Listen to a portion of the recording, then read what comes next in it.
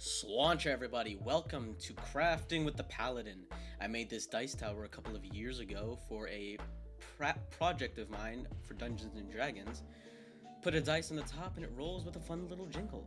It's been a while since I really did anything arts and craftsy.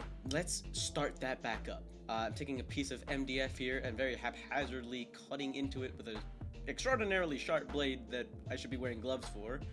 That's fine. Pop out what it's going to be the base plate for a floating island that the castle that I'm going to make would sit on.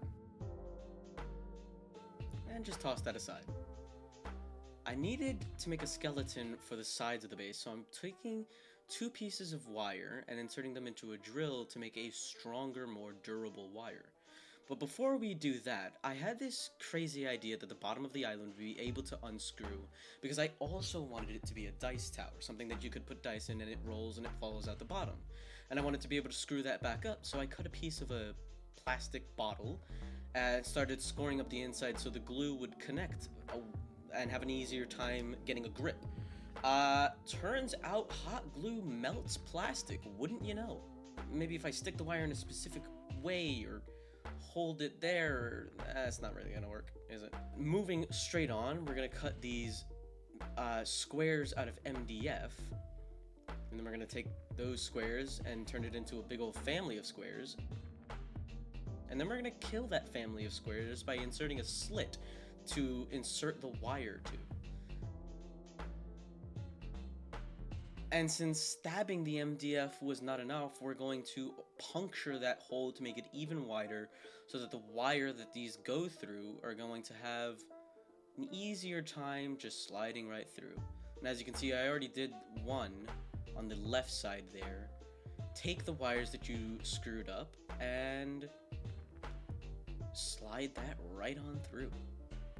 Then we're gonna apply copious amounts of hot glue to make sure that the wind of God can never take this apart until you have something that looks like a spaghetti monster.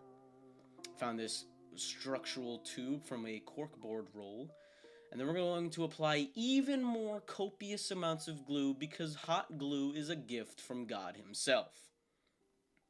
Next, we're going to attach the other end of this wire to the bottom of this tube, which in hindsight is way too long, but whatever. Just crumple over the wire over the edge of the tube and make sure to space them out evenly enough so that you have a nice skeleton to roll some fabric over. I had a bit of a difficult time filming this next part of wrapping the fabric over the wires, so I had something to work on since I had to use my tripod as the stand itself. But once that's done, it should look like a fine mess. Cats are unfortunately not included. But yeah, using some plaster of Paris and some water, you can cut strips of this, whatever cloth this is, and using water to smoothen out the edges so it makes a less cloth-like appearance. And this is going to create the structure of the floating island in the sky. As you can see, the top bit, this is upside down right now, is a little bit long, but that's okay. We're going to take more strands of shorter wire, and we're going to cut up what is going to be the skeletons of extra little stalactites that are going to hang off the bottom of the tower.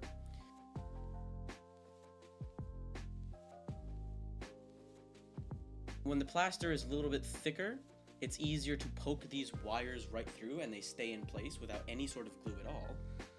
And there we go, we have stalactites, which helps sort of blend how long the island is and sort of explain it a little bit more visually.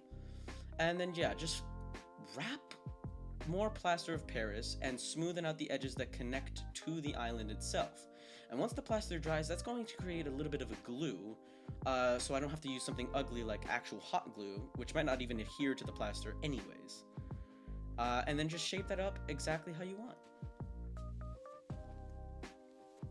Next up, we're going to be mixing some paint that I found at a hardware store since I don't have a craft store nearby. And we're just going to mix up some green paint and some Mod Podge, which is a type of glue. And that's going to cover up some of these holes a little bit. And it's also going to create more green paint for me to actually work with, since I could only buy small little bottles at a time. It's no worries if it doesn't look exactly realistic, or if not all the holes are covered at a time. Because this is just going to be a little bit of a base layer, sort of to represent the green grass and earth and turf uh, that goes sort of underneath our flocking, which you're going to see in just a moment.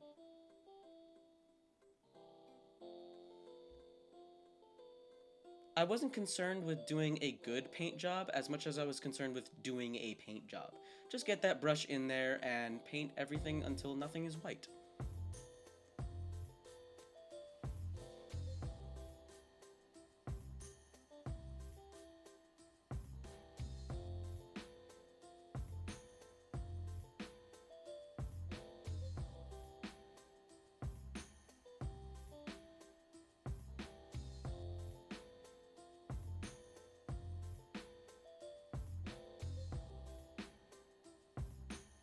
Next, we're gonna take some brown paint, and with a sort of dabbing motion, dabbing,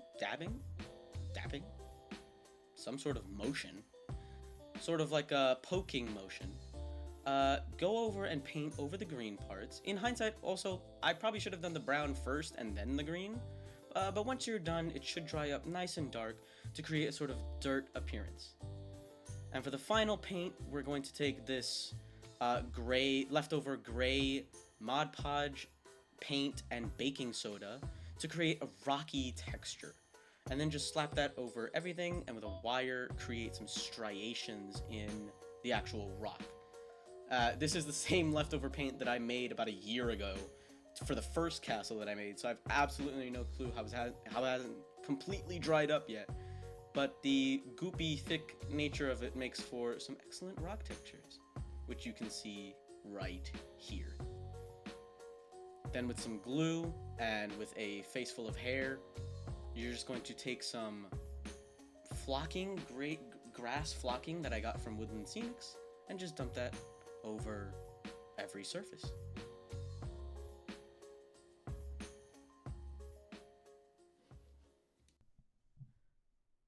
And now we get to my favorite part.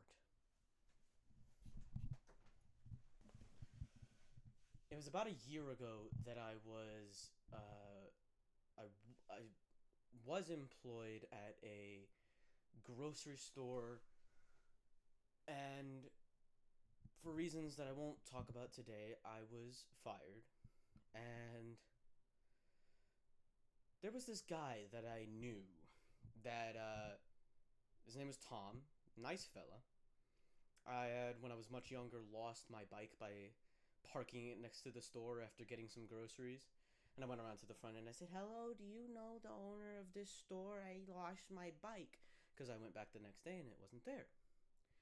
And he revealed that he was the owner, and he helped me find my bike. He told me to go to the police station, and it was there. And I had been sort of loose friends with him ever since.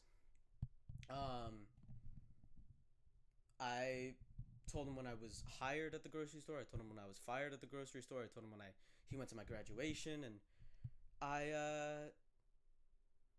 when I told him I was fired from the grocery store, he said, "Well, come on over to my store at Wednesday, and I'll give you some work to do." And I sort of misunderstood what he had said. He had talked about how he bought some property, and I thought when I went there, I couldn't see him at the front, so I assumed I must have misunderstood him or something, or I just got nervous and I didn't go in. And and the next day he said, "Well, you gotta actually come in," and he said, "Next Wednesday, come in, and I'll have some work for you to do." And so I actually did go in, and it's been a hell of a ride ever since. I have worked for him for the past year. I've helped him build his home. I've dragged furniture in his house. I've helped build his floor. I've cleaned his store. I've cleaned his what do you call those big glass things? Showcases. I've done so much work for him, and he's provided for me so much ever since. He's paid me. He's given me clothes. He's given me food. He's given me shelter. He's He's such a unbelievably kind man. It was a few months ago that I had showed him that castle that I had built, and he expressed how proud he was of me that I had built such a cool thing, and he wanted one of his own. And it's been a little while, but I think Christmas is coming. So, Tom, since I know you're going to be watching this with me, I made this for you. This is not done. There's going to be a part 2. It's a floating island that your castle would go on. It's not done. It still needs grass up on the top. It's still white and unpainted. And there's still more details that I want to add on the bottom anyways. Plus a castle. An actual castle. That's the whole point. But Tom, thank you. Thank you for everything that you've done. I am so unbelievably grateful to have you in my life. And I hope I can cherish you and the wonderful adventures we're going to have forever on. Merry Christmas. And thank you all for watching.